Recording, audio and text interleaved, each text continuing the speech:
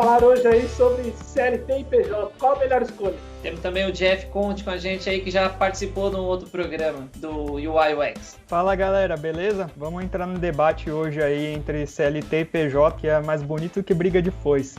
Boa. Bruno Santos. Salve galera, vamos trocar uma ideia sobre CPJ e CLT. E digo mais, eu gosto de CPJ, mude meu pensamento. Gostei, ó. Rodrigo Lima. Ô, seus loucos. Na real, assim, esse assunto é da hora, mas eu nem quero tretar. Pra mim, qualquer um dos dois, o importante é ganhar dinheiro. Luiz Fernando, já adianto que é empresário. Beleza? Eu ainda fico no PJ, tamo junto. E por último, não menos importante, meu sócio, o co-host, Peixoto. Bora aí trocar essa ideia. Sou CLT, mas vou ver se eu fiz a escolha certa hoje, hein? Bora aí. Isso aí, bora gente. Hoje, como o pessoal falou, CLT versus PJ. CLT dá metade do salário pro governo, todo PJ é rico, isso e muito mais. Hoje no... Não, esse não é o Grupo Repórter. E vamos lá.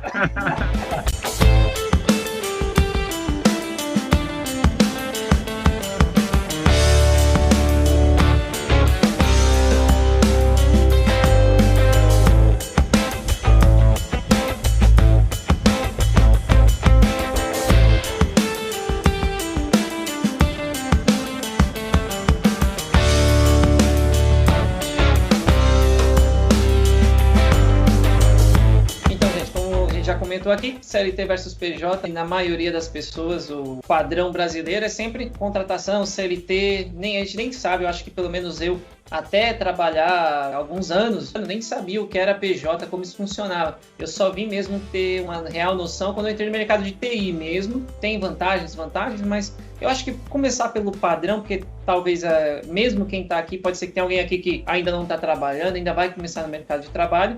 E vamos começar pelo padrão da massa, né? O CLT. Quem pode me dar caracterizar aí o CLT? Aliás, quantos daqui ainda são CLT, né? Porque é meio raro hoje no mercado. Não raro, mas assim, tá caindo em desuso na nossa área, basicamente. Hoje, eu não sei se é um problema ou o que é, mas tem empresas que não querem pessoas PJs, querem pessoas CLT. Então, hoje eu sou CLT porque tem que ser, não por opção. Beleza, mas antes da gente aprofundar mais nisso, então vamos só fechar aqui o CLT. Eu vou dar minha definição e aí vocês complementam. O CLT é a contratação padrão, vamos chamar assim, que a empresa vai te dar um VR, vai te dar férias remuneradas, e aí não são benefícios, meio que são direitos, né? São coisas diferentes, não são coisas a mais, são coisas básicas, sabendo que não necessariamente isso é a realidade de todo brasileiro, né? E vocês vão me corrigindo aí conforme eu for falando, mas normalmente é o que se espera, minha contratação é CLT, então você vai ter lá férias remuneradas, você vai ter um 13º, vão te descontar FGTS, imposto de renda. Bom, acho que no geral, grosso modo, vai transporte, talvez um plano de saúde, não sei se isso é obrigatório, mas falando aí o mais comum. É assim que funciona o CLT. Você tem todo esse conjunto aí, essa cestinha básica de, não necessariamente benefícios, né? Talvez eu acho que isso são direitos contratuais, sei lá, que o regime tecnicamente... O governo que impõe, não é? O governo obriga com alguns benefícios, que na verdade eles dizem que é direitos, o funcionário tem que ter. Os que vêm a mais aí é porque a empresa dá, porque aí o governo não obriga, mas eu sei que alguns são obrigados judicialmente falando. Tem uma questão sindicalista aí, né? A determinação depende da área, né? Depende da profissão, depende do ramo de atividade. Não diria imposição, né? É um direcionamento que existe, pelo menos no meu ponto de vista, né? Um direcionamento daquele direito, daquele benefício. E aí, o não cumprimento desse direcionamento cabe ações judiciais e por aí vai. Então, assim, acaba sendo uma imposição, né? Porque, assim, se você não faz, você pode ser penalizado por isso. E o fazer é o normal do ramo. Então, assim, na minha opinião, a questão do CLT é justamente essa administração, né, do que é benefício, do que é direito seu, por terceiros. Em contrapartida, no PJ, isso não existe. Você que administra da melhor forma possível, né? A escolha vai ser sempre sua. Tem uma outra questão que eu acho que vale ressaltar nesse tipo de contratação do CLT, que existem também algumas obrigações para as empresas, para quem está contratando, como, por exemplo, o FGTS, né? Porque é um valor que a empresa tem que depositar numa conta ali do funcionário, mas é uma grana que ela fica paralisada ali. O funcionário ele só vai conseguir receber essa grana no caso de uma demissão ou alguns cenários assim muito específicos, né? Se eu não me engano, se tiver alguma doença terminal. Acho que é cirurgia. Se precisar fazer cirurgia também grave. Compra de casa também. Você tem N possibilidades aí, né? Então, mas não é uma grana que é sua, mas que você não pode usar quando você quiser. Ela fica ali travada e rendendo muito pouco, né? Isso é um dos motivos de eu não gostar do CLT, que tem coisas que outra coisa também que pode fazer com o FGTS, compra de imóvel, né? Só para citar aí, se você for comprar um imóvel e tal, até porque é um negócio que é administrado pela Caixa Econômica, né? Então, comprar um imóvel que você vai financiar pela Caixa Econômica, então já tá tudo ali dentro de casa. Então, acho que até por isso que tem uma facilidade para você usar isso aí. Reforma de imóvel também. Verdade, reforma e construção também, né? Você não consegue. sabia não. É mesmo? Só sabia não. Nossa, eu vou falar pros caras que eu vou reformar meu setup. Preciso de uns monitor, uns negócios aqui. Simplesmente pegar esse dinheiro e falar que você vai reformar, né? Posso estar errado aí, vocês talvez souberem me corrijam, mas tem até talvez que ter aquele cartãozinho da Caixa de Construcard, né? Isso. É específico, então assim, dá pra usar, mas tem as regras que definem Vou comprar uma placa de vídeo com isso? E tem uma outra questão aí que talvez aí a galera possa... Tem até entrar no lado de defender se tá certo ou não essa questão de segurar o FGTS, mas essa grana, ela fica ali parada e é usada pelo governo, assim, para financiar também coisas do governo, né? Eles usam ali para financiar... Agora eu não lembro de cabeça o que é. Eu acho que é até na parte imobiliária mesmo que eles usam. Isso, para financiamento imobiliário. Então, acaba que tem um motivo, certo ou errado, tem um motivo ali do porquê ele ficar ali também, né? E aí, só para explicar também, né, considerando aqui, né, que pode ter pessoas que não trabalham ainda, o FGTS é um desconto, né, então não fica achando, né, você que não trabalha ainda, que você vai receber o teu salário e você vai fazer o que você quiser. Existe uma coisa que é salário bruto e salário líquido, né?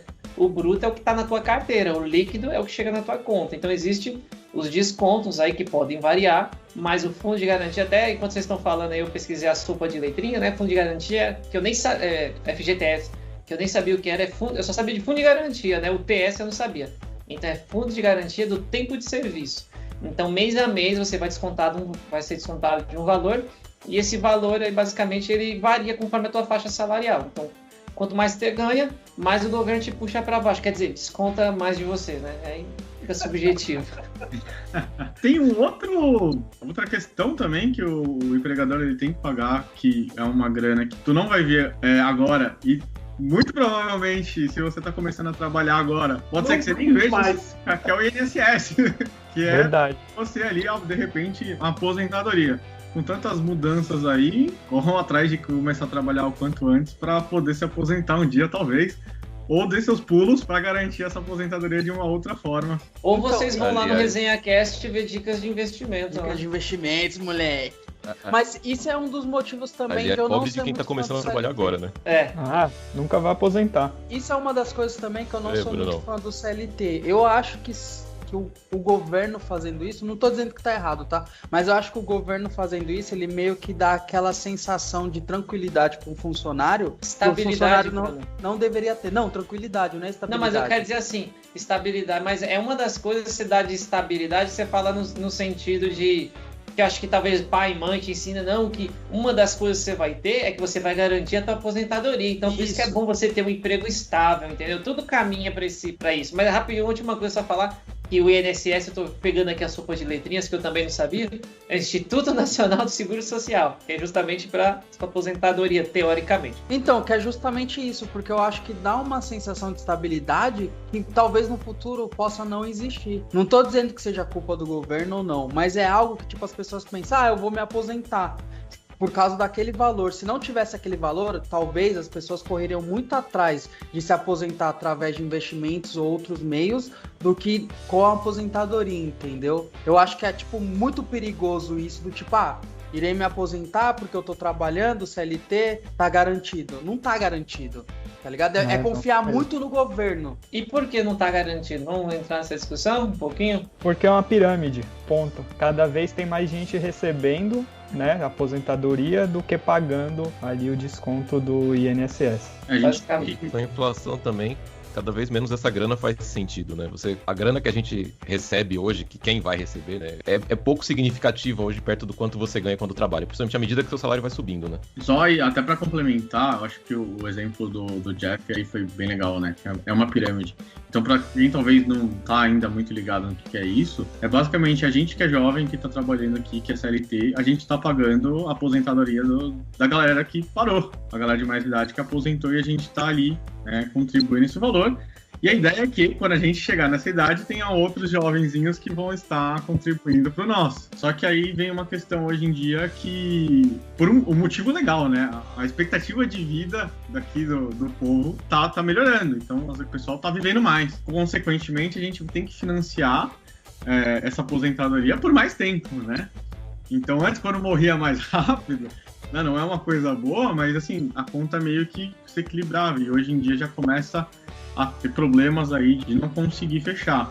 A quantidade de filho também, né, que mudou. Hoje a galera tem menos filho. Antigamente a galera tinha muito filho, hoje não tem menos. A quantidade de pessoas contribuindo diminuiu, né? Isso. Então, mas uma coisa aqui que eu acho que vale dizer. Eu não sei dados, né, mas se fosse a quantidade de pessoas que têm filho diminuiu. Realmente a taxa de natalidade diminuiu, porque o que eu vejo é assim, da minha realidade, né, não fui ver pesquisas e tal, mas minha bolha, eu vejo assim que eu, por exemplo, vou fazer 30 anos, não tenho filhos. Sei aqui, por exemplo, acho que aqui a maioria, acho que o único aqui que tem filho é o Renato. Ainda assim tem um só. Peixoto tem um também, né? É verdade, Peixoto tem um. Os que tem um só, né? Por exemplo, assim, o meu pai, tipo, quando ele se casou, tipo, 2 anos depois eu já teve um filho, né? E eu já tenho aqui caminhando para 7 anos de casado e não tenho um filho. Então, onde que eu quero chegar? Eu vejo que no meu núcleo, assim, tem uma parcela que realmente está tendo menos filhos, ou está demorando a ter filhos, né? Ou tendo menos. Mas tem um outro núcleo que continua tendo, assim, quando você sabe de alguém que tem, tipo assim, ou tem 1, ou tem 7, tem 5. Então, assim, a taxa de natalidade, você acha que caiu mesmo? Aí eu tô perguntando de leigo. Eu acho que caiu. Não, caiu mesmo. Tá caindo comparado tanto a taxa de pessoas morrendo, as pessoas que nascem novas também estão caindo. Então, tipo, tá desequilibrando. E a pandemia contribui, né? Pra alegria do Paulo Guedes, né? Tem mais gente morrendo do que nascendo. É isso aí. Eu bastante com essa parte. O Jeff já tá na lata. Toma na canela. Ainda bem que o governo não quer patrocinar esse podcast. Então, isso é bem recente mesmo, que eu acho que pela primeira vez, eu não sei em quanto tempo, ou se foi na história toda, que o número de pessoas que morreram foi superior ao número de pessoas que nasceram. Então, isso. Assim, a pandemia realmente trouxe dados muito preocupantes. Gente nascendo, hein? O gancho, né? Foi a primeira vez, parece que desde 1945, que a expectativa de vida do brasileiro cai. Não caía desde a Segunda Guerra ali, né? Sempre vinha aumentando. Mas a expectativa de vida... tá, entendi. É que agora veio a doença, né? A expectativa de vida tinha aumentado, mas tirando o fato da doença, né? A minha pessoal tem variado. Todo dia eu acordo e, caralho, vou morrer amanhã, fudeu. E semana que vem eu vou morrer. Então a minha expectativa de vida tem oscilado bastante. Agora a galera que é tudo CLT vai falar, meu Deus do céu, não vale a pena ser CLT, vou deixar de ser CLT. Mas beleza, é um outro ponto também assim. Agora a gente trocou uma ideia. E se o Bruno não gostar de CLT? Agora, quem, por exemplo, não gosta de administrar muito, porque PJ é bom, mas tem o problema que você precisa administrar as coisas, entendeu? VR, transporte, coisa que o CLT não precisa. O CLT também, ele te dá uma calma em questão de você precisar administrar as coisas. Por exemplo, aumento de vale-refeição, aumento de salário, teoricamente o SINDPD, que é o sindicato, deveria fazer isso por você. Então, esse é o sindicato da área de tecnologia, né? Tecnologia. Lembrando que aí, para quem não sabe, que para mim também, quando eu entrei no mercado de trabalho, a história de sindicato é uma coisa meio, né, abstrata, mas sindicato, cada categoria, cada empresa, ela pertence a uma categoria. E cada categoria da empresa tem um sindicato que responde por ela. E aí uma coisa também interessante a se dizer... Você aí que é um profissional de tecnologia, provavelmente vai estar vendo isso aqui, que deve ser a maioria. Você pode ser um profissional de tecnologia, trabalhar na área de tecnologia, mas para o sindicato de tecnologia representar você precisa estar numa empresa dessa categoria. Então não importa a tua área, é a categoria da empresa. Que foi o que aconteceu comigo, né? Eu trabalhei numa outra empresa aí com o Bruno, que eu falava, beleza, eu SINDPD e tal. Eu lembro até que eu tinha que ir no sindicato para fazer não sei o quê. Eu já ia pro endereço errado, porque para mim era tecnologia. E aí eu descobri, não, aqui a gente é uma empresa, nosso segmento é outro, o sindicato é outro. Eu falei, que bosta. Não, tá bom. Aí que eu comecei a entender mais isso.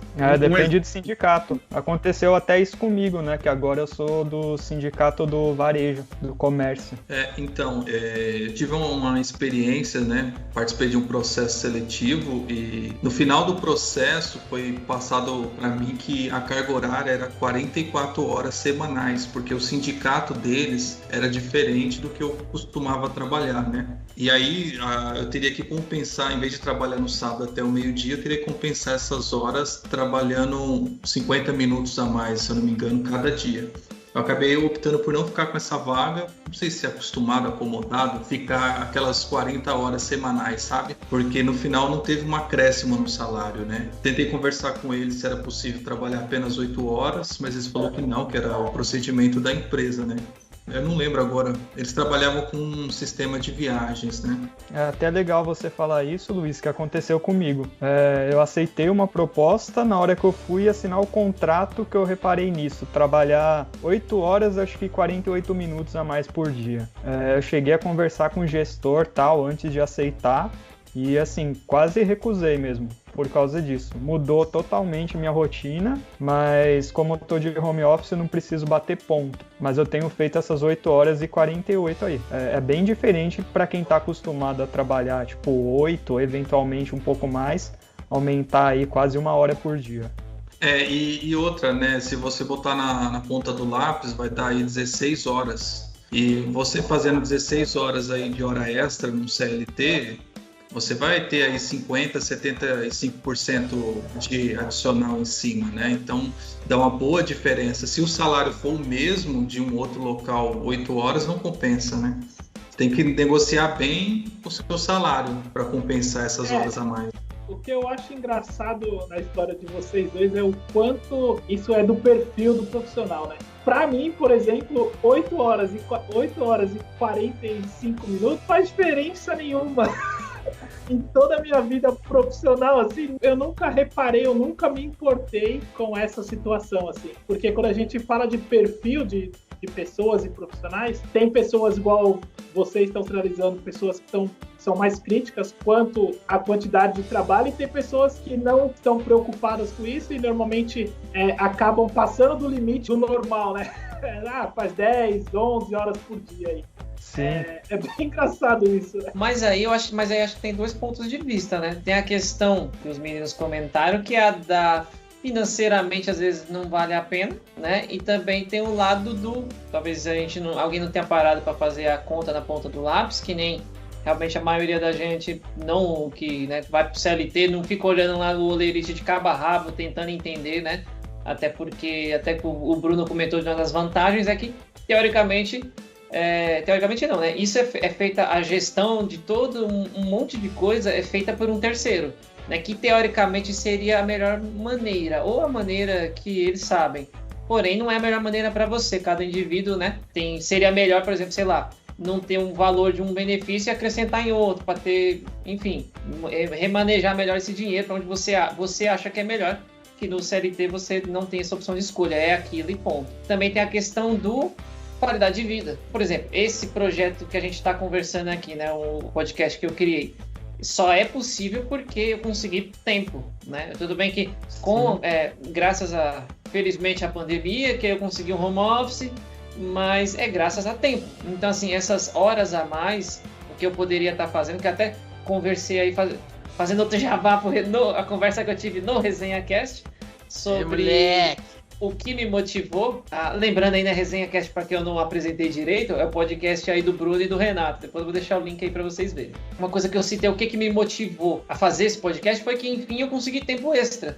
Então, como eu estava cansadaço de fazer tempo de deslocamento, enfim, foi onde eu consegui colher tempo. Então, ganhar esse tempo, esses minutinhos a mais se somados, mesmo que fosse para não fazer nada, ia ser bom também. Não, então, mas, Thiago, é exatamente o que eu comentei, que é de perfil. E é um detalhe, por exemplo, isso que o Luiz comentou e que o Jeff comentou, mesmo que hoje eu tenha essa percepção de qualidade de vida, o meu perfil, eu acho que sempre foi de um cara que nunca pensaria nesse nível de entendi. exatidão, entendeu? Que você não se ligou. Eu nunca pensei que 48 minutos por dia em um regime CLT me daria 50 ou 60 horas por mês, financeiramente falando, entendeu? Nunca pensei nisso. O Renato assina o contrato e manda ver, né? Só vai! É uma curiosidade, hoje está fazendo 95 anos que a Ford instituiu a hora de trabalho aí de 8 horas diárias, né? Que a ideia era o seguinte, o cara trabalha 8 horas, tem 8 horas para dormir e 8 horas para lazer. Foi pensada nessa divisão. 8 para trabalhar, 8 de lazer, 8 para descansar. E aí, 100 anos depois que a gente essa lógica da cidade moderna... 14 horas. A lógica não existe. Peraí, rapidinho. É 8 horas de trabalho, aí 8 horas de descanso e de lazer, mas as 4 horas que eu fico no transporte, ela entra no descanso ou no lazer? Exatamente, vai embora do descanso, vai embora do lazer, o que você gasta ali no trânsito, no transporte público. Interessante isso aí. Dormir no busão, cara. Como é que é dormir no busão? Não consigo, velho. Não consigo. Eu só durmo no busão se eu estiver na janela pra encostar. Eu admiro quem... Mano, eu já vi gente dormindo em pé no trem, velho. Uma vez eu tava no trem cansadaço, tava em pé. Acho que foi a primeira e única vez. Sabe quando não sei vocês, né? Já passaram por isso. Minha perna começou a dobrar, eu quase caí 2 vezes, mano. Aí eu falei, mano, preciso dar um jeito de acordar. Comecei a inventar alguma coisa pra me distrair pro sono ir embora, mas... O meu perfil é meio parecido com o do Renato isso não é bom, né? Assim, isso foi meio que motivou a minha mudança de parar de ser CLT. Porque o que acontecia? Quando eu trabalhava na empresa, no formatinho mais normalzinho, aí eu ficava meio surtado depois.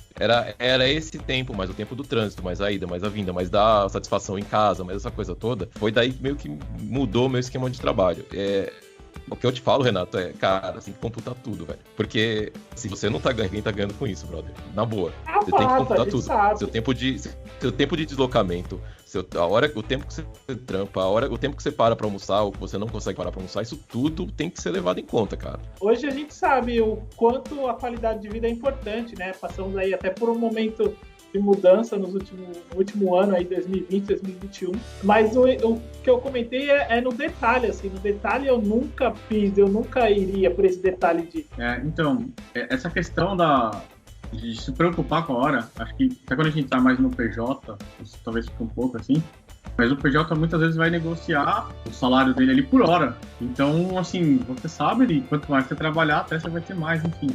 E tem uma outra questão que eu acho que é importante de saber quem vai começar ali, talvez para ter essa escolha não, é que se você for CLT, você vai ter ali, dependendo do sindicato, 8 horas, 8 horas e um pouquinho aí, como em alguns sindicatos e tal. Bom, a gente trabalha com TI, a gente sabe que vai ter uma hora que vai dar alguma porcaria em produção, você vai ter que ficar até mais tarde para entregar um projeto.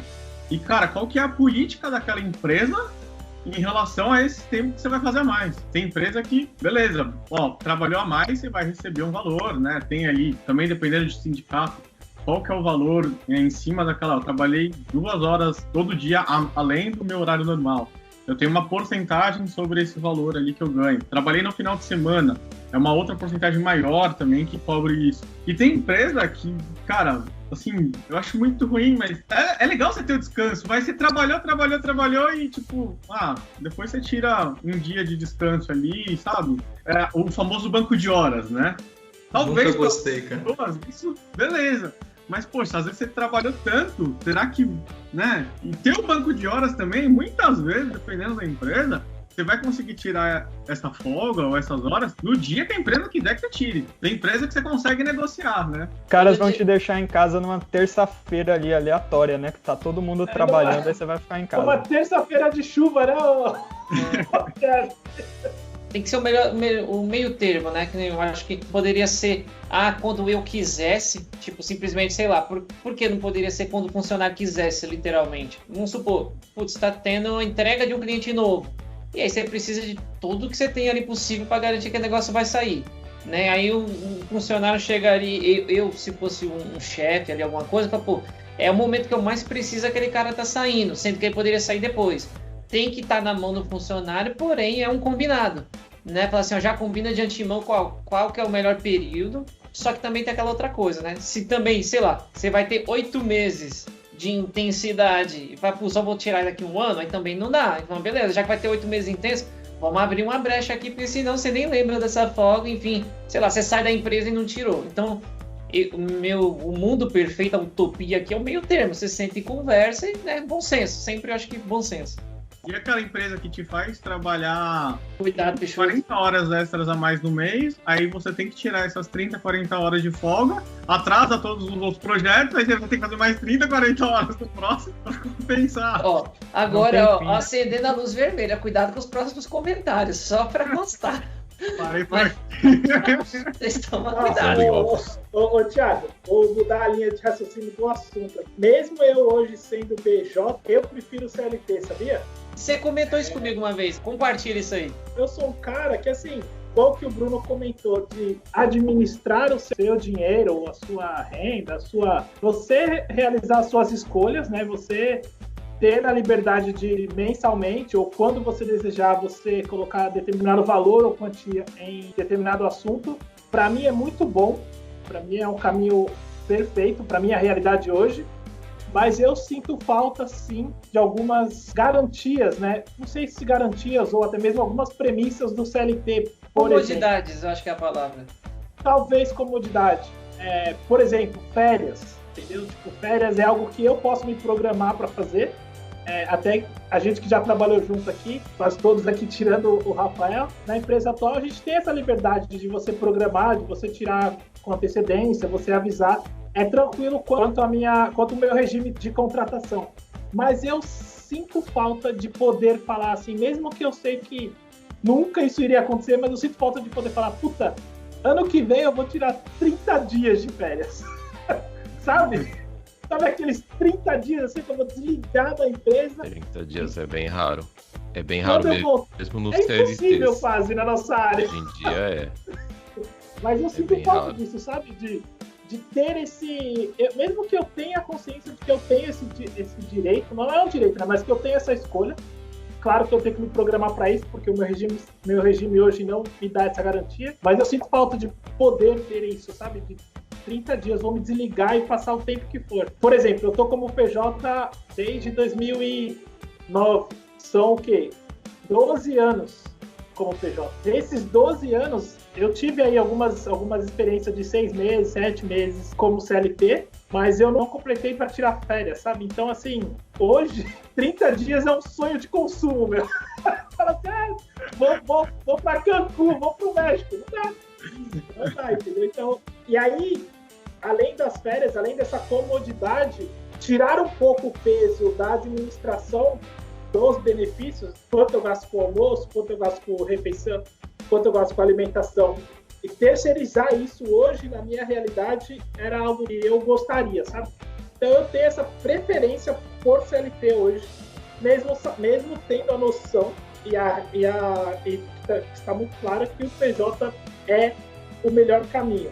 Eu ainda não entenda como uma regressão, mas eu ainda iria pela minha preferência por escolhas pessoais. Foi até legal o Renato falar, né? Que eu lembrei de um colega aqui, que, por exemplo, tem gente que tem a disciplina, né, para guardar ali uma parte do dinheiro para investir enquanto é PJ, né, separar o dinheiro ali para alimentação, etc., transporte, mas também tem gente que não se planeja, né? Eu trabalhei com um cara que trabalhou assim anos como PJ e falou, não consegui guardar grana porque tudo que eu recebia eu não tinha planejamento e ia indo embora, sabe? Vai muito do perfil ali. Se a pessoa não tivesse cuidado, esse conhecimento para saber administrar, né? É complicado. O cara também não tem férias, não descansa.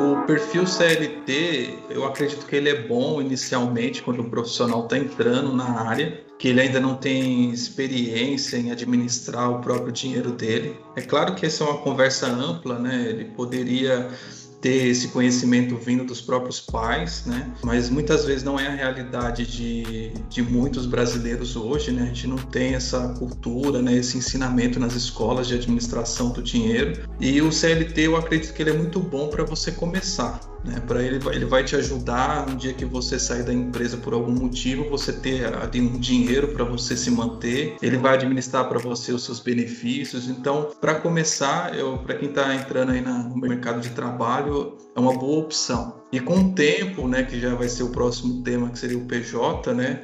O PJ, ele tem uns riscos, mas ele tem muitos atrativos, né?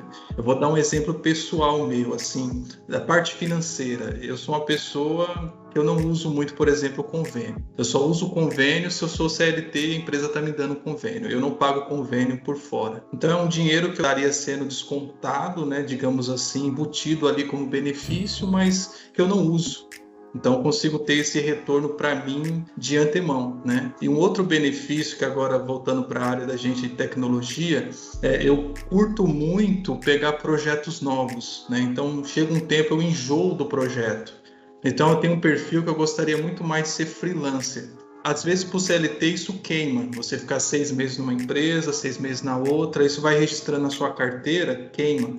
Quando você é PJ, não, né? Você pega trabalhos temporários e você está sempre numa aventura diferente. Tem os lados ruins, né? Nem toda empresa, às vezes a empresa ela te contrata, mas ela espera que você seja um bom funcionário e fique mais tempo, né? Não sei se é o principal, mas talvez um dos quesitos para quem aí, eu acho que a gente já está até virando mais para o PJ, começar a falar sobre isso. Acho que a premissa para você ser um bom PJ é você conseguir ser organizado no CLT. Porque mesmo que você seja CLT, uma premissa básica, que é uma coisa muito importante que o Luiz falou, isso é até um tema que eu tenho pautado aqui com o Peixoto para a gente falar, que é sobre o sistema de ensino brasileiro, né? Que o sistema, nada contra, meu Deus, se tiver algum professor ouvindo aí e tal, mas assim, várias das matérias eu acho que é interessante como formação complementar, básica, sabe? Que só vai ser útil, que nem, por exemplo, saber, sei lá, me perdoe, professor de geografia, mas conhecer um terreno, saber se é relevo, qual é o clima, ou saber, de verdade, às vezes assim, entre outras coisas, sabe, ditongo, tritongo, não sei o que do português, tem coisas que não tem impacto na tua vida diária, sim, se você seguir um caminho ali. Então, a educação financeira é algo que a gente não tem. Então, assim, se você é CLT e você gasta mais do que ganha, você já não pode ser PJ. Se você é um... Essa é a premissa, acho que essa é a premissa básica para qualquer coisa. Se você for um PJ, ainda mais. Gaste menos do que ganha. E, de preferência, ainda guarde. Acho que esse é o segundo passo. Então, primeiro, gaste menos do que ganhe. Segundo, guarde alguma coisa. Porque, que nem já comentou aí, INSS não é garantia de nada. E muito em breve, infelizmente. Então, acho que se você se identificou com essas duas atitudes, já é um ponto positivo para talvez você começar a estudar um PJ. Não cai de paraquedas no negócio PJ sem você entender, porque às vezes também o pessoal tem essa certa ilusão. Por exemplo, sei lá, eu tô ganhando... né? Eu tô ganhando 6 mil CLT. Pô, vou pegar ali, aí te faz uma proposta 9 mil. Aí só que você quer continuar tirando FGTS, tendo um plano de saúde, mantendo as mesmas coisas. Aí quando você vai ver, na verdade, o porquê, querendo ou não, se você não sabe, o custo que é descontado para você através da empresa é menor do que se você fosse contratar aquilo direto, né? Ainda mais com a empresa, como ela tem mais funcionários e tal, ela consegue ter desconto na compra de certos benefícios. Então, na verdade, você pode cair na sinuca de bico e estar gastando mais e recebendo menos. Toma cuidado com isso. Uma das coisas mais legais da nossa área de tecnologia como um todo é que a gente pode trabalhar em qualquer lugar. A gente pode trabalhar no varejo, a gente pode trabalhar com seguridade, com banco, com desenvolvimento puro, numa empresa que seja tipo uma fábrica. Então, assim, pra gente, é natural a gente sentir a vontade, dado um certo tempo da empresa, de ter uma outra oportunidade ali, sabe? É razoavelmente fácil. Eu sei que normalmente no começo da carreira é muito difícil. Quando eu trabalhei 3, 4 anos com Previdência, eu não aguentava mais falar de Previdência. Aí eu saí para uma outra empresa, cheguei lá, eles dão suporte para supermercado. 3 anos depois, não aguentava mais supermercado. Então, assim, a gente tem esse luxo, entre aspas, da nossa área. E eu acho que você sendo PJ, se você consegue fazer isso como projeto, é a coisa mais linda possível.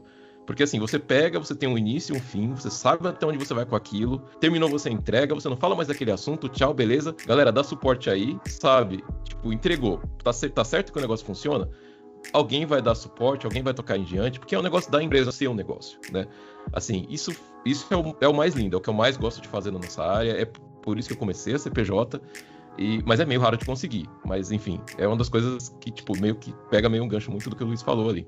Uma outra questão que eu acho importante assim de citar, é óbvio, né? Provavelmente quem está nos ouvindo aqui também é de tecnologia, né? Todos nós aqui somos de tecnologia.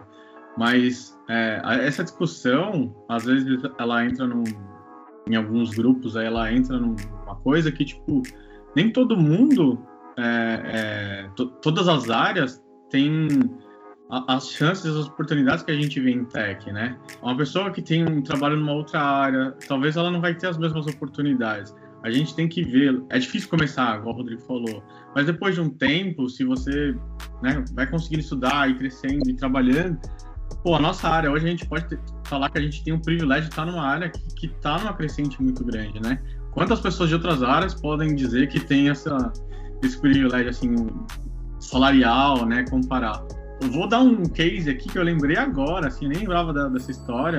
Pouquinho depois do começo, assim, da minha carreira, cara, uma vez uma empresa me fez uma proposta de PJ para pagar R$2.000, assim, sendo que eu teria que ter o deslocamento, eu teria que me preocupar com a alimentação, imagina.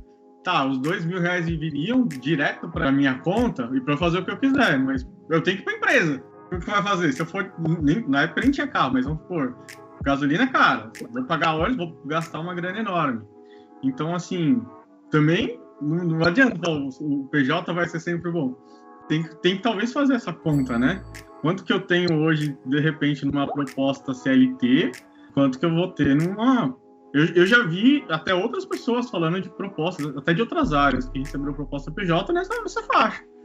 Cara, e você conseguiria um CLT com o mesmo... o mesmo número, assim, final, mas aí você ainda tem transporte, alimentação, convênio, e no final das contas, qual que ficou melhor, né?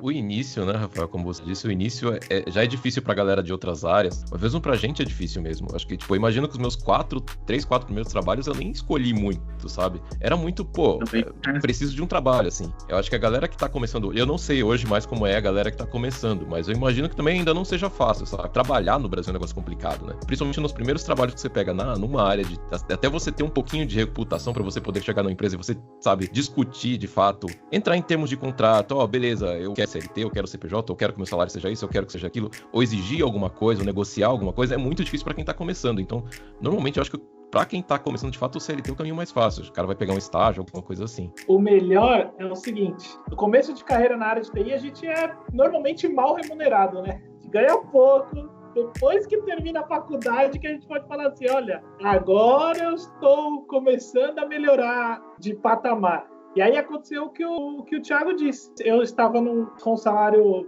de início, né, de carreira, e recebi uma proposta o dobro do que eu ganhava na época. E eu me enquadrava muito no que o Thiago comentou ali de não saber administrar o meu dinheiro.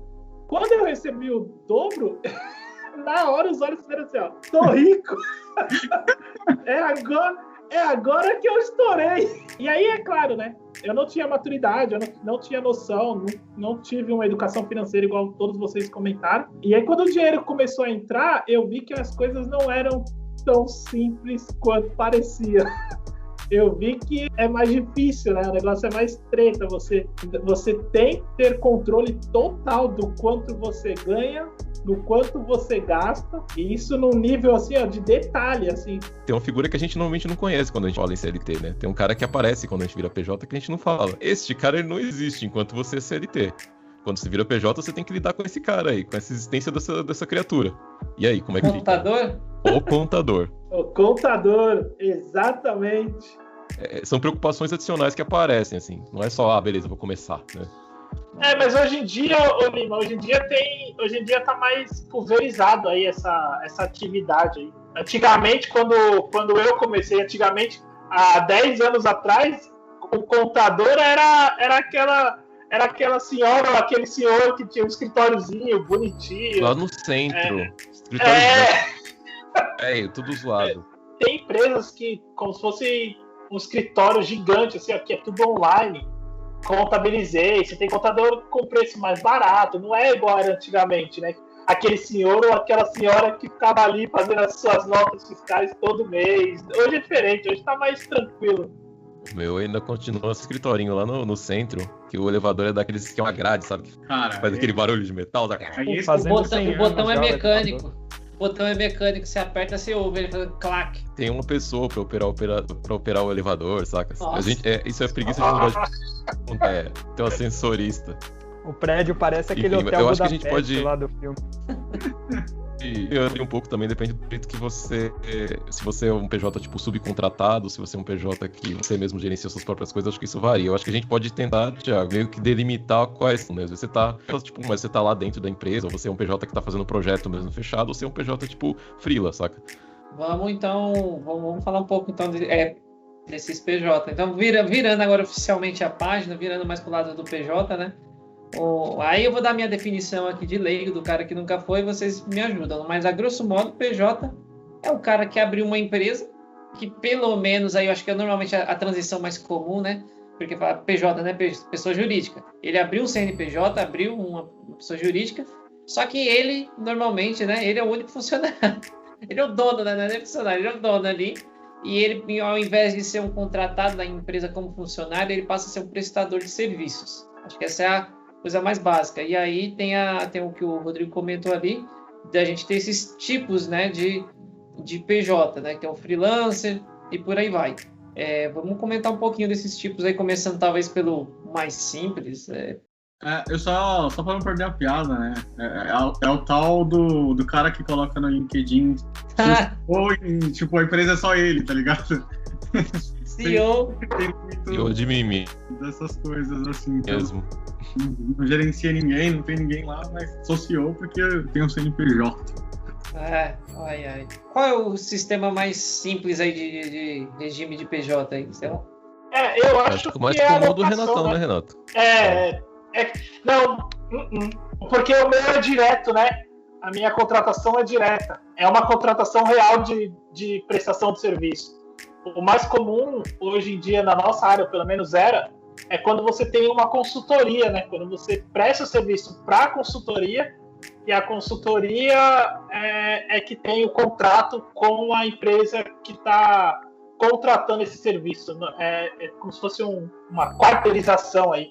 Eu acho que esse é o mais comum, né? Então, peraí. Então, agora, para quem não manja nada desse universo, então, eu abro uma empresa, me coloco à disposição de uma empresa, de uma segunda empresa, e essa que vai me levar às outras empresas, aos clientes de verdade. Mas, na verdade, esse cliente é cliente do meu cliente. É esse rolê? Isso. Aí eu te pergunto... Esse, por incrível que pareça, é o mais comum. E aí eu te pergunto, você coloca o que no LinkedIn? Qual empresa? Cara, isso é uma verdade mesmo, né? Tem muita gente que vai pro lado da empresa final ali, o último cara que tá recebendo. Tem um que vai colocar o nome da sua própria empresa, daquela que tá fazendo a terceirização. É complicado. Eu acho que isso aí depende, talvez, do projeto, sabe? Então, por exemplo, se você está nessa situação aí de quarteirização, mas é o mesmo cliente, é a mesma atividade, sem prazo determinado, aí o normal é colocar a empresa de maior nome no mercado, né? Porque você quer o quê? Você quer visibilidade. Então você vai colocar a empresa de maior nome. Se você está prestando serviço, se você está numa consultoria que tem 100 consultores ou 100 prestadores de serviço, prestando serviço para um Walmart, para um Carrefour, para uma empresa gigante, você vai colocar a empresa maior. É óbvio. Eu já vi casos também disso, de gente com CLT, sabe? A pessoa é terceirizada e coloca o nome da empresa grandona lá, para quem ela está prestando serviço no final. Então, acho que nesse ponto fica meio até que igual, né? O PJ não é só abrir, né? Depende também o quanto você vai lançar a nota. Que nem o primeiro que geralmente a galera abre é o MEI, que é microempreendedor individual. Entendeu? Que você tem um limite para lançar a nota. E se você passar desse limite, sei lá, quando você for lançar uma nota maior, aí acho que vira ME. Sua nota pode ser maior. Tem o antes do MI, que é o EIRELI. É menor ainda o limite de faturamento anual, que é literalmente o empreendedor individual. Acho que o faturamento é 100 mil por ano ou 120 mil por ano, alguma coisa assim. Um detalhe interessante aí que o Bruno comentou, o próprio Bruno, eu pedi para explicar, esse lance de nota. Que raio de nota é essa nota de dinheiro? Explica pra nós isso aí. Nota fiscal é quando você recebe os malotes, tá ligado? O dinheiro vem do seu bolso. Tô zoando. A nota fiscal nada mais é que você lançar o valor pelo serviço que você prestou. Então vamos supor que você trabalhou um mês lá como desenvolvedor ou como técnico de suporte ou qualquer outra coisa. E você precisa cobrar o seu cliente. Então você entra no site do governo e você emite a nota pro CNPJ da empresa que você está cobrando. Isso é a nota fiscal. A nota fiscal tem várias questões por trás. Que aí, por exemplo, tem o tipo de nota que você emite também. Eu emito um tipo específico que é para eu pagar os 6% da nota, tá? Aí você precisa conversar com o seu contador, é aquilo que o Rodrigo falou. Aí entra o papel do contador. Quando eu abri empresa, como eu não sabia essas informações, eu questionei muito o meu contador, mas, muito mesmo para entender todo esse processo. Porque só lançar nota, tem muita gente que fala, eu vou entrar lá, colocar o valor, lancei minha nota. Mas você tem que colocar o tipo. E esse tipo, conforme você informa o tipo, a taxa que vai ser cobrada em cima da nota difere, porque o valor de impostos que você paga quando você é pessoa jurídica é em cima da nota, entendeu? Tem vários artigos, tem gente que paga 6%, tem gente que paga 15%. Aí, para quem é novo, vale procurar saber quais são os artigos e quais são a porcentagem em cima do valor da nota, entendeu? Converse com o contador. Eu aconselho conversar com o contador ou conversar com qualquer um outro amigo PJ. Mas, respondendo a pergunta, a nota fiscal nada mais é você cobrar pelo serviço prestado.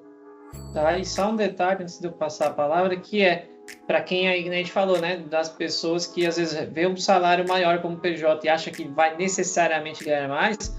Porque quem está falando de contador, você é obrigado, aí me corrija se estiver errado, mas você é obrigado a ter um contador quando você tem uma empresa. Você não pode declarar o seu imposto. Você tem que ter um contador para isso, que ele vai acompanhar, né, o andamento da empresa, o que entra, o que sai mensalmente, e a nota que o Bruno falou também, você emite, vamos supor, você emite por serviço. Então, assim, se você está trabalhando lá na empresa, seja direta ou indiretamente, mas você quer estar lá todo mês prestando um serviço e você quer receber, você vai emitir essa nota, e aí a empresa que te contratou o seu serviço, ela vai pagar essa nota, e através desse processo que o dinheiro vai chegando até você, né? Funciona diferente. Então, assim, se você tem que lembrar de emitir a nota, entendeu? Aí quando a gente começa a falar da responsa que a mais que se o CLT não tem, por exemplo, é uma responsabilidade. Se você não emite a nota, o dinheiro não entra. Então, assim, e tem que emitir certo. Porque se você... Aí até, se me corrigir talvez estiver errado, porque eu trabalhei num lugar que fazia sistema que envolvia nota fiscal. Você tem que lançar uma nota fiscal para cancelar outra, para depois emitir a certa. Tem todo um rolê aí, um paranauê. Como o Bruno falou, a gente tem vários tipos de empresa, né? Formatos onde que a gente pode chegar ali a ter, de repente, esse contrato PJ, né? Então, o MEI, que é o mais fácil, você consegue abrir muito rápido e você não tem a necessidade do contador, porém, você tem que ter um faturamento até um certo valor aqui. Eu estou com uma fonte aqui do site da Contabilizei, que o faturamento ele não pode exceder R$81 mil ao ano. Tem já uma outra categoria onde você tem que abrir uma empresa do tipo limitada, e nesse tipo é obrigatório você ter um sócio, mesmo que esse sócio seja só para cumprir ali o papel no contrato, mas... Você precisa de um CPF, né? Vamos falar assim. Exatamente, né? E aí também você aí pode qualquer valor, você já não teria mais isso, porém você vai precisar ter um contador, tem a questão aí, dependendo até do segmento, aí vocês podem me corrigir, mas pelo que eu me lembro, tem um desconto X, né? Na minha época, pelo menos, era 6% do valor da nota que tem de imposto, não sei se ainda tá isso. E tem a Eireli, que aí eu não sei, cara, aí você é um tipo onde você consegue ter uma empresa individualmente, não precisa de um sócio, mas você precisa declarar ali uma renda inicial bem alta, então também pode ser uma coisa que dificulta inicialmente aí a questão. E como bem lembrou aqui o Luiz, né, a MEI está dispensado de emitir nota fiscal para consumidor pessoa física. Tá aí mais uma informação que eu não sabia, valeu. Todos os tipos de PJ, né, tem que, por mais que a gente fala, né, migrando para PJ, você vai ter mais, você vai ter total acesso ao teu dinheiro, ao dinheiro que você recebe, porém, cada um tem algumas particularidades que a gente vira e mexe. Eu acho que eu vou bater muito nessa tecla. Não dá para abrir um PJ no susto. Você pode até assim, se envolver com coisas legais que vai te afundar. Então, tomar muito cuidado. E tem um valor para abrir empresa também, né? Eu não sei quanto tá hoje, mas eu lembro que eu gastei uma notinha assim para abrir. Não é chegar lá. CNPJ lá. Você já tem um investimento ali já de cara. E aproveitando o gancho aí, até se que nem o MEI, né, foi aberto aí o microempreendedor individual, né, se eu não me engano, que foi vamos dizer assim, que acho que o que mais destaca do MEI é o tempo para abrir empresa. Acho que não tem nenhuma outra empresa que abre tão rápido, se tiver são poucas, não sei, mas teve um destaque aí por causa da rapidez, não sei o quê, porque no Brasil eu nunca abri empresa, mas eu sei que é uma merda para abrir empresa, sempre dá trabalho. Sei que lá fora, né, em outros países, você abre, eu sei que, por exemplo, nos Estados Unidos você abre uma empresa em 2 horas.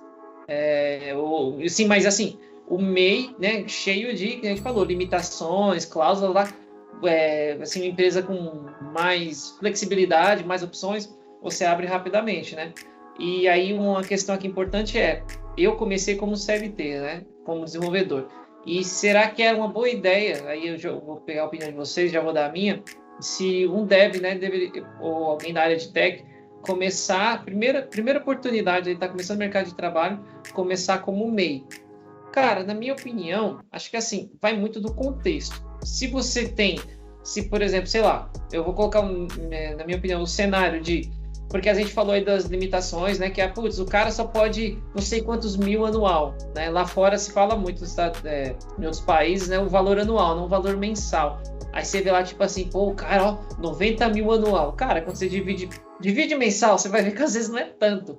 Porque a gente tem essa visão, a gente costuma contar o dinheiro aqui de uma forma diferente.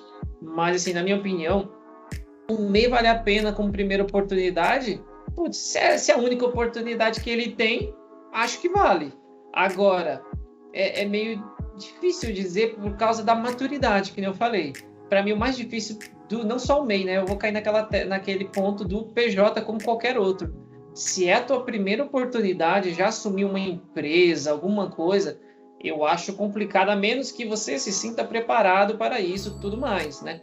Você saiba, né, dos limitadores do que você pode receber, e, enfim, né, tomar todo o cuidado com isso. Mas se a oportunidade que ele tem está dentro do cenário, vale a pena. Agora, se esse cara não está preparado, não tem maturidade para isso, eu acho muito perigoso, porque envolve, eu acho, uma maturidade muito grande, entendeu? Aí eu quero saber aí a opinião de vocês. Acho, cara, que uma das preocupações nesse sentido é que quando você está numa negociação PJ, você tem que negociar tudo. Você tem que negociar férias, você tem que negociar seu horário de trabalho, você tem que negociar tudo. E um cara que tá começando, cara, é muito difícil ele tá pronto para isso, ele ter, sabe, bagagem para isso, de carreira mesmo, de falar, não, eu não quero trabalhar assim ou não, eu quero esse valor. É difícil pro cara que tá começando. De novo, voltando pra minha experiência no passado, meus 4 primeiros empregos foram, na área principalmente, foram muito, tô precisando de dinheiro, eu preciso começar a trabalhar, o que vier veio, sabe?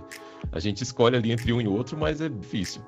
Fora também outra coisa, né? Quando você trabalha como PJ, você sempre tem um cuidado, não você, mas tipo a empresa, de aquilo não constituir um vínculo empregatício. Ou seja, tem que tomar cuidado para que não pareça que a pessoa tá trabalhando para sem ser CLT. Isso dá problema jurídico depois. Eu queria só acrescentar, né, que atualmente o limite do MEI está R$ 81 mil no ano, né, que dá em média aí 6.750 por mês para você estar emitindo notas, né? Mas tem uma lei aí que, se for aprovada, esse novo limite ele vai subir para 162 mil no ano, equivale aí 13.500 por mês. É interessante se for aprovado. Realmente. Pegando um pouco o gancho que o Rodrigo falou, eu concordo bastante com ele, porque, querendo ou não, eu acho que se você é júnior, você tem que focar em outras áreas, você tem que focar mais no seu aprendizado do que focado, tipo, preciso conversar com a contadora, preciso saber sobre lançar nota, preciso saber sobre lançar PJ, porque você já tem muita preocupação. Você já é novo, você tá entrando numa área que, teoricamente, você não tem tanto conhecimento, você tá entrando numa empresa que você vai ter que se mostrar seu esforço, então você já tem muita, não dor de cabeça, mas você já tem muita coisa para pensar. E ainda você vai ter que pensar sobre ser PJ, sobre fazer todos os trâmites que o PJ é. E é aquilo, a pessoa não sabe, não que ela não sabe, aí vai de cada um para cada um. Mas eu acredito que o Júnior não tem um poder de negociação tão grande. E tem uma outra coisa também, que é ao lado do empresário. Será que esse empresário que está tentando contratar uma pessoa júnior como PJ, será que ele não está tentando contratar para cortar gastos? Ou será que ele não está com uma índole não muito boa? Porque você tem que pensar isso. Porque eu, como experiência própria, não estou dizendo que foi uma experiência ruim, serviu de um grande aprendizado, mas como PJ, a minha primeira experiência, o cara teve um mês que ele não me pagou. Simplesmente ele orçou o projeto de maneira errônea, o projeto não foi entregue no tempo que ele queria e simplesmente, sem nenhum motivo, ele falou: eu não vou te pagar enquanto o projeto não sair. Entendeu? E simples assim, entendeu? E no PJ é aquilo, você não está amparado por nenhum órgão, entendeu? Claro, você pode entrar na justiça, você tem ferramentas para tentar responder judicialmente, mas demora. A gente sabe que o Brasil é um país burocrático. Até hoje, tipo, aquele dinheiro que ele não me pagou, eu não tive o retorno. Será que você, como júnior, será que você conseguiria arcar com esse tipo de coisa, com esse prejuízo? Que pode acontecer, entendeu? O PJ, eu gosto de PJ, mas eu sei que o PJ tem seus riscos se a pessoa for de cabeça, se ela for sem pensar, entendeu? Então, aproveitando a deixa aí do Bruno, né, e do que o Rodrigo falou, por exemplo, considerando que eu sou um júnior hoje para começar como PJ, um dos fatos que faria eu descartar PJ assim de início com salário baixo, por exemplo, 2 salários mínimos como PJ, é o fato de não ter convênio. Imagina a gente agora no meio da pandemia e o cara trabalhar, abrir empresa lá para receber pouco e não ter ali um plano de saúde. Isso daí eu descartaria de cara. Ao menos que aí fosse a única opção, né? Se só tem essa opção, ou você trabalha como PJ, ou não trabalha, aí fica mais difícil, né? O que eu queria acrescentar aí, eu acredito que alguns de vocês passaram também, é o seguinte, né? O meu primeiro contato que eu tive como pessoa jurídica, eu tive uma proposta de trabalho, né? Fechei ali um valor hora, né?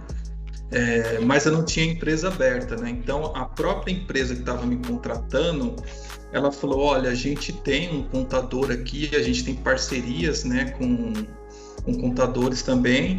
A gente tem empresa compartilhada, que é um grande ponto aí que a gente não mencionou, né? Você não necessariamente precisa abrir uma empresa para trabalhar como PJ. Você pode entrar numa empresa compartilhada que já existe, onde tem pessoas que trabalham dessa forma, né? Então você vai simplesmente entrar como sócio e ali o seu custo para entrar como sócio às vezes é mínimo e você paga às vezes uma taxa para poder participar dessa sociedade, e quando você for sair, a mesma coisa, às vezes você não tem gasto, né? Você simplesmente pagou por notas que você emitiu. Então é uma forma de você entrar sem precisar conhecer muito do negócio, né? Sem precisar gastar R$1.000, R$1.200 aí para estar abrindo uma empresa, mais R$800 para poder fechar essa empresa, e você consegue ali durante 1, 2 anos ficar emitindo nota nessa parceria, né? Só falar uma coisa, Luiz, pelo menos na tua experiência, eu nunca tinha ouvido falar, assim, é que você colocou de uma forma como se fosse um pouco acessível, vamos dizer assim, é que não me parece muito comum oferecer esse tipo de sociedade, né? Então é que a empresa você pega provavelmente, né, você entra só, você tem que definir a porcentagem da empresa, né? Isso é comum, e também me fala que agora, lembrando que, né, se você está estabelecendo a sociedade, como é que você faz para terminar a sociedade também? Então, eu, por exemplo, eu acho que já aconteceu 2 vezes comigo, né? Eu entrei nessa sociedade, você entra com a porcentagem mínima, você não tem poder de fazer qualquer alteração na empresa, alteração da razão social, nada. você simplesmente vai ter a habilidade de poder emitir notas, né? Então, por exemplo, hoje eu tenho a minha empresa. Se eu quiser, de repente, Luiz, eu não quero abrir uma empresa, eu trabalho também como desenvolvedor, eu quero emitir nota, não tem como você emitir, né, para mim? Eu posso chamar você para participar da minha empresa, te dando uma porcentagem mínima, te dando nenhum poder na sua mão, apenas você vai conseguir emitir nota e eu consigo pegar uma porcentagem desse valor e falar, então vamos combinar, você não vai ter gasto com abrir ou fechar e uma porcentagem do que você emite fica retido para a empresa, entendeu? Uma pergunta, até sobre esse caso também, é um pouco novidade para mim, né? Eu acho que esse caso aí seria, é correto chamar o sócio cotista, seria esse o caso?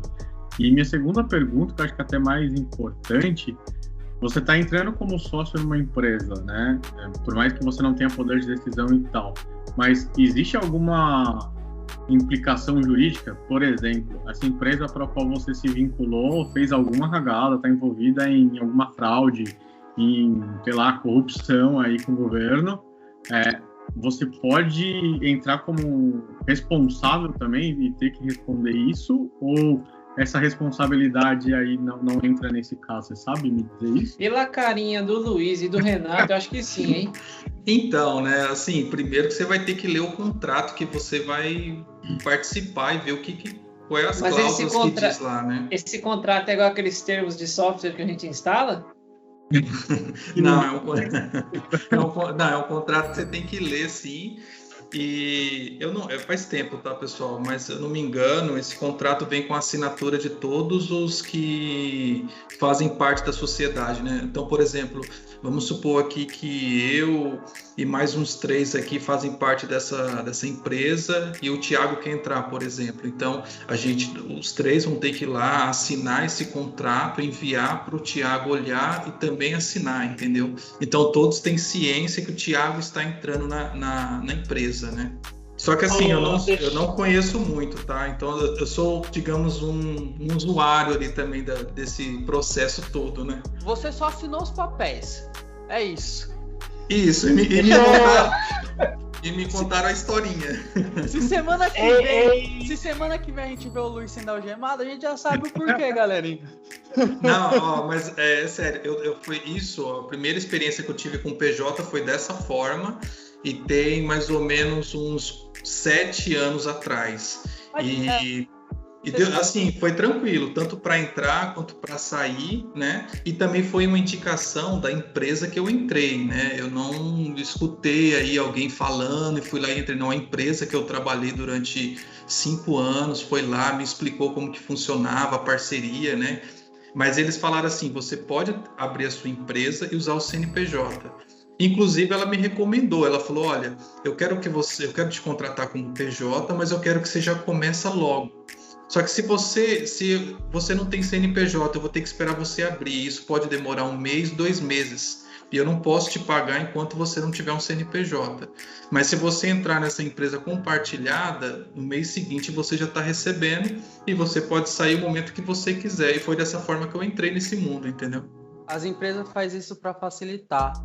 Eu acho comum já me ofereceram várias vezes desse jeito, tipo, justamente por causa que o Luiz comentou, porque é muito burocrático você abrir empresa e até abrir, tipo, eles querem você para semana que vem. Então eles fazem esse esquema. Mas é comum. Mas é aquilo, você tem que ler o contrato, né? E principalmente assim, você está entrando nesse mundo e você não quer ter nenhum comprometimento, você não quer lidar com contador, você não sabe lidar com contador, você não sabe o que é uma DAS, como que vai emitir essa DAS, e é o seu primeiro contato e você não sabe se você vai gostar dessa modalidade, você não está disposto a gastar R$1.200 para abrir uma empresa para daqui a 2 meses você falar, foi a pior coisa que eu fiz. Então Luiz quer dizer que você é um CLT enrustido. Pronto, é isso aí. Não chega nem CLT, né? CLT não, que eu quero dizer o pensamento. Eu quero dizer o pensamento, entendeu? Você tá ali tentando PJ, mas você tá com medo. Você ainda tá se apoiando no CLT. Você tá conhecendo, mas eu entendi. Respondendo a sua pergunta, Rafael, que é a questão contratual, igual os meninos falaram, Mas sim, você responde judicialmente se der alguma merda, tá? Durante o tempo que você participou do quadro societário aí. Eu sei porque eu passei por isso também no começo. Eu fiquei um tempo... Passou por problema jurídico? Deu merda, Renatão. Deu merda. Não pode entrar em detalhes, mas assim, não pode. Mas eu... Mas ainda rolando ainda o processo? Não, ninguém foi preso, mas eu recebi uma... Não, é uma intimação pedindo para comparecer, para responder sobre determinado assunto na Defensoria Pública, eu acho, eu não lembro. Mas assim, isso tem 10 anos. Porque eu passei um ano nessa forma de contrato aí. Que é sim o contrato cotista lá. Você entra como... Quando você abre uma empresa, você declara o patrimônio dessa empresa. E esse patrimônio, seja ele de 10, 20, 100 mil, ele é dividido em cotas. E aí o valor da cota, você que determina. Então, 10 mil vezes... vezes cada cota é R$1, são 10 mil cotas. E aí, quando você entra como cotista, você entra como uma cota, só que é a cota mínima daquele valor do patrimônio da empresa. E eu passei um ano nesse tipo de contratação e depois, passou 4, 5 anos depois, eu recebi na minha residência, tal, porque você entra com o endereço residencial, seu próprio de pessoa física. Aí eu recebi uma intimação para comparecer, para declarar ou para argumentar sobre alguma coisa. E aí eu mandei para minha contadora, eu já tinha aberto uma outra empresa própria, minha mesmo. Aí eu mandei para a contadora falou, daqui que eu vou entrar em contato com eles e resolvo. Aí ela resolveu, não deu nada para mim, mas a resposta para suas perguntas, Rafael, é sim, você responde judicialmente e sim, você tem aí a cota aí de participação na sociedade. E também você tem a participação que essas empresas cotistas cobram de porcentagem em cima do seu faturamento, né? Você tem lá 6% do valor da nota, dependendo do tipo da empresa. Normalmente eles cobram mais 2% que eles chamam de taxa de administração, né? O desconto total do que você declara, né, do que você emite como faturamento versus o valor que você recebe líquido aumenta um pouquinho. Tem mais um ponto que eu acho que a gente não comentou, que é em relação quando você abre a empresa, né, para começar a trabalhar ali como PJ, você vai ter que abrir uma conta no banco PJ também, né? Então você tem uma conta de empresário. Eu até tenho uma história bem rápida sobre isso, que quando eu fui abrir a minha conta PJ, eu fui assim, do jeito que eu tava, né? Uma roupa normal do dia a dia. E você entra no banco e fala, quero abrir uma conta. O pessoal do banco olha assim, tipo, vai ali, sabe? Eu falei, não, mas é uma conta pra empresa, né? Tipo, eles entenderam que era uma conta de salário, né? Que é o comum, assim. Eu falei, não, é pra minha empresa. Eu tô abrindo uma empresa e eu quero uma conta pra... O tratamento, só faltou os caras colocarem tapete vermelho a partir dali pra mim. Enfim, nem tinha dinheiro pra isso, mas até o tratamento muda. E tem a questão do imposto de renda, né? Que além do imposto de renda pessoa física, você também, né, provavelmente vai jogar lá pro contador. Acompanhe o que ele está fazendo, por favor, né? Pra não ser pego de surpresa, mas também tem que fazer essa declaração diferente aí. E só uma curiosidade em relação à conta, isso tem quanto tempo, Peixoto, que você abriu a conta? Cara, eu fui PJ em 2015, eu acho. 2015, tá, faz tanto tempo, mas acho que muita coisa mudou em relação. Aí, o que eu ia perguntar agora, talvez, não sei, é que vocês acham que já tem tempo de carreira aí com conta PJ, mas eu ia perguntar se vocês sabem também, né, se hoje, tira da parte aí da discriminação que o Peixoto falou, que eu acho que isso ainda deve existir, mas quais são as dificuldades de abrir uma conta PJ, né? Mas eu me refiro mais ao tempo. Vamos focar mais no hoje, né? Hoje em dia, como é que é isso? As opções que você precisa? Só uma passadinha rápida? Nenhuma!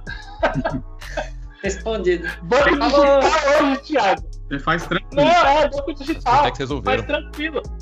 Eu só mandei o PDF do contrato social e eles abriram a conta no mesmo dia. O Bank também já tem conta PJ, se eu não me engano. É bem tranquilo hoje em dia. Na minha época eu fui lá na agência falar e tal, mas hoje em dia já tá bem mais... Que bom. O Renato comentou do Banco Inter, né? Eu também tenho conta PJ digital, né? Era na Neon, foi super rápido. Muito simples mesmo. Você tendo CNPJ, é tranquilo. E essas contas digitais agora praticamente você não paga nada assim, né? Tipo de taxa, né? Bem da hora mesmo. A gente falou bastante aí que tem umas certas dificuldades, principalmente para quem está começando ali e pegar um PJ, vai ter um pouco mais de dificuldade, tem algumas coisas para se preocupar.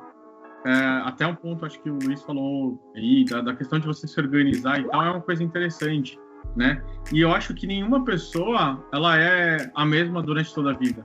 Vou dar um exemplo de que hoje, talvez, pode ser que eu, em algum momento, encontre uma outra proposta PJ que seja interessante, mas assim, eu tive um momento em que o PJ foi muito bom para mim, porque era um momento que eu, jovem, eu ia ter o dinheiro todo ali, praticamente, né? Os impostos e tudo vindo para mim. Falei, pô, tô jovem, tô com a saúde em dia, não vou pagar convênio. Tava para casar, então eu tava precisando levantar grana para comprar meu apartamento, para poder fazer as coisas. E, cara, CPJ naquele momento foi muito bom para mim, porque eu consegui levantar tudo isso e consegui casar, consegui comprar meu apartamento, show de bola. Hoje, tenho uma filha, eu não posso mais pensar em CPJ e não ter um convênio. Ainda mais, estamos num tempo de pandemia. Então, não que o PJ não sirva para quem, né? Mas aí você tem que colocar na ponta do lápis ali, fazer sua conta. Com esse dinheiro que eu vou receber PJ, vai dar para eu cobrir esse gasto do meu convênio, vou conseguir ter um convênio legal para minha família, vou conseguir outros benefícios, para quem trabalha fisicamente, o custo de locomoção, o custo de alimentação, né?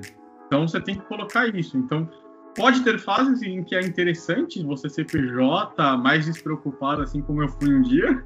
Outros momentos você vai ter uma proposta tão boa que o PJ supre qualquer benefício que você teria ali, e aí vai da sua responsabilidade.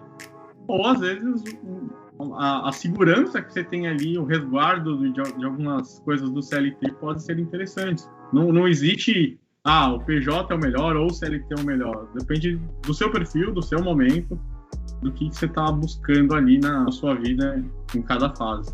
Eu acho que não é só questão de gosto também, né? Não basta querer e naquele momento não poder. Também é muito de fase de vida de cada um, né? Às vezes você pode até, que nem a gente comentou, né? Lá, vale a pena ser MEI, né? Então, vai muito do momento de vida. Às vezes é a única opção que o cara tem. Então, vale. Mas tudo vai das opções que ele tem. Realmente é isso, é o momento da fase da sua vida, né? Não só da sua, mas até das pessoas que estão à sua volta, né? Que muitas vezes definem a modalidade que mais se encaixa ao seu perfil. E eu acredito que o CLT ele é muito vantajoso a longo prazo, né? Que você consegue usufruir mais de alguns benefícios. Experiência pessoal, eu consegui quitar minha casa própria, minha primeira casa própria com o CLT, né? Depois eu acabei vendendo e comprando uma casa um pouco maior e estou fazendo uma construção. E o PJ nesse momento está sendo muito melhor para mim porque envolve materiais e a despesa mensal de uma construção é variável, né? Então tem meses que você vai gastar muito mais, por exemplo, com mão de obra, com materiais. E quando é um financiamento, é aquele valor mensal. Então, o CLT, você consegue ter um controle melhor. Já quando é uma construção mesmo, você precisa ter aquele valor cheio na mão ali para você conseguir segurar a bucha e não parar a obra naquele momento, né? E de final aí, que eu tenho certeza que não ia dar tempo, né, por causa que se estendeu bastante, era falar da modalidade cooperado, né, que não estava no título aí do vídeo, mas era um bom assunto também. Deixa para um próximo. Depois desse episódio aqui, talvez ver outros tópicos que a gente possa lembrar e fazer. É legal, sim. É bom que as coisas não morram assim, né, que a gente vai prolongando a vida do podcast. Isso aí.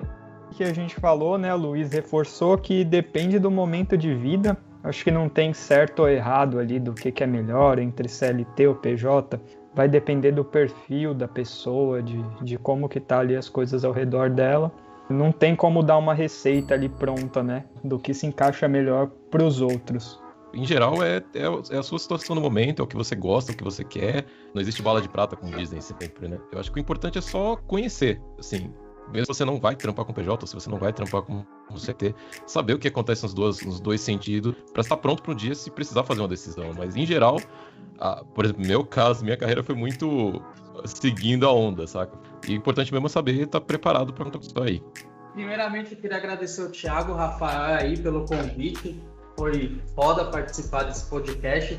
Aprendi bastante, acho que isso é importante também, a gente não só compartilhar nossas experiências, mas aprender também.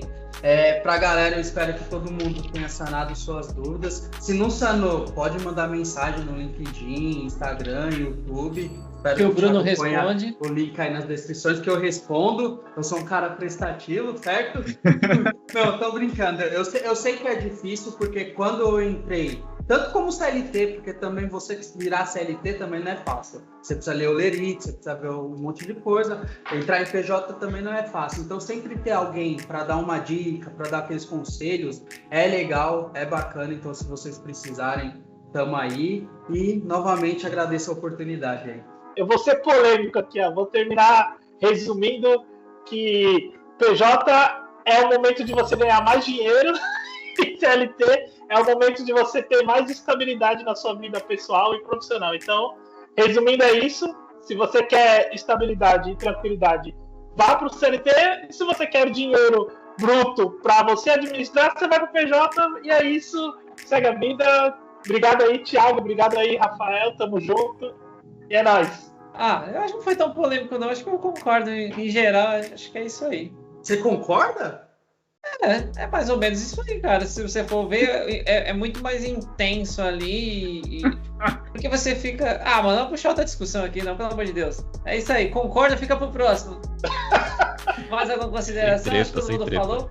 Só agradecer aí a participação, o tempo que vocês dedicaram para bater esse papo com a gente. Espero que, para quem tá nos ouvindo aí, possa trazer uma luz. É óbvio, além do que a gente falou aqui, ver qual que é o seu momento, entende aí o que traz mais valor para você nesse momento. Hoje a gente tem a possibilidade aí de se informar mais, então, antes de tomar qualquer decisão aí, procura se inteirar um pouco mais. Cada um dos tipos de contratação vai ter um benefício. O importante é se informar aí e bora com tudo aí. Então é isso aí, pessoal.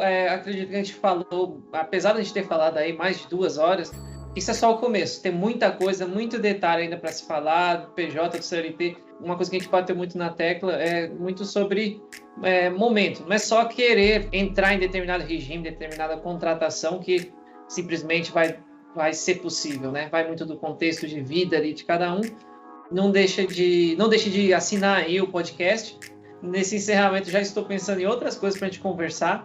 E é isso aí. Muito obrigado pela participação de cada um. Muito obrigado por você que ouviu até aqui. Se você não sabe, além do podcast, a gente também tem um canal no YouTube, lá na Aguiar Dev. E eventualmente vai ter alguns cortes lá. Lembrando que o programa aqui, o podcast, ele é quinzenal, publicado sempre todas as terças às 9 da manhã. Muito obrigado mais uma vez se você ouviu até aqui e até a próxima.